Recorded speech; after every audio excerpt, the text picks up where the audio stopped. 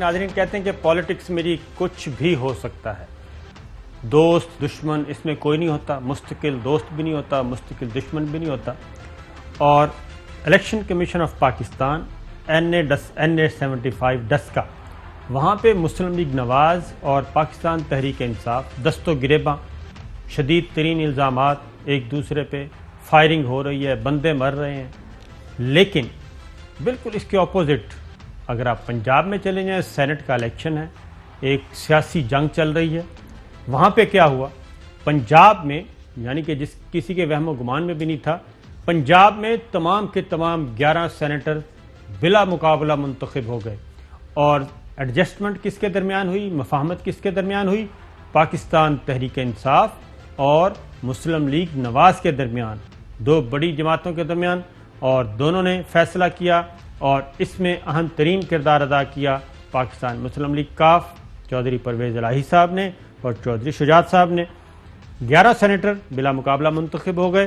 مسلم league نون کو ملی 5 سیٹیں، تحریک انصاف کو ملی 5 سیٹیں اور مسلم لیگ کاف حکومتی اتحاد ان کو ملی 1 سیٹ۔ اس طریقے سے جو سینیٹر منتخب ہوئے ہیں وہ ہماری طرف سے مبارکباد بھی وصول کریں۔ مشاہد اللہ خان صاحب کے صاحبزادے ڈاکٹر افنان اللہ خان، عرفان الحق صدیقی صاحب ہمارے انتہائی قابل احترام مسلم لیگ نواز، ساجد میر صاحب، پروفیسر ساجد میر، جمعیت اہل حدیث مسلم لیگ نون کے ٹکٹ پہ یہ بھی سینیٹر منتخب ہو گئے، اور اعظم نذیر تارڑ صاحب سینئر ایڈوکیٹ ٹیکنوکریٹ کی سیٹ پہ آ گئے مسلم لیگ نواز، اور پی ٹی آئی کی خاتون سعدیہ خاقان عباسی یہ آئی خواتین کی مخصوص نشست پہ، PMLN اور پی ٹی آئی کی طرف سے جو کامیاب ہوئے اعجاز چودھری صاحب کو مبارک، اور چودھری غلام حسین صاحب کو بھی مبارک۔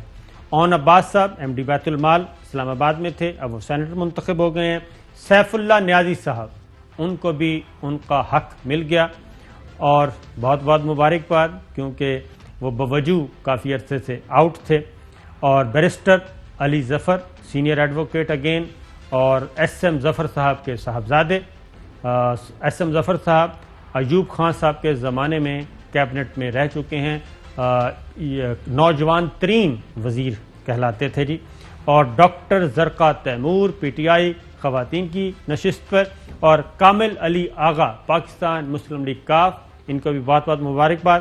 تو یہ چوہے صاحب ہوا ہے، اس پہ ذرا چوہے صاحب بتائیں کہ یہ PTI اور مسلم لیگ نواز آپس میں دست و گریباں اور وہاں پہ بالکل مکمل صلح، یہ ماجرا کیا ہے؟ نہیں، اس میں ایک میرا خیال ہے کہ بہت اچھا ہوا ہے۔ پاکستان کے سب سے بڑے صوبے پنجاب میں آج یہ جو بلا مقابلہ سینیٹرز کا اناؤنس کر دیا 11 کی 11 سیٹوں کا، یہ میں سمجھا کہ اچھا شگون ہے کہ یہاں ووٹوں کی خرید و فروخت، توڑ پھوڑ، سازشیں، محلاتی سازشیں، اس کو پیسے دے دیے، اس کو دے دیے، وہ مل گیا، یہ چلا گیا ان کے۔ اب کیونکہ پرابلم یہ تھا، ہم نے پہلے بھی کہا تھا کہ یہاں سنجیدگی سے ان اپوز کرانے کی کوشش ہو رہی ہے۔ پہلے ہوئی خواتین، 2 ٹیکنوکریٹس، آج سارے کے سارے ہو گئے، تو یہ بہت اچھا سکون ہے۔ پہلے یہی ختم ہوئی، یہاں سے تو ہارس ٹریڈنگ رہ گئی کیونکہ یہاں تو وجود ہی کوئی نہیں، آج سارے مکمل ہو گئے۔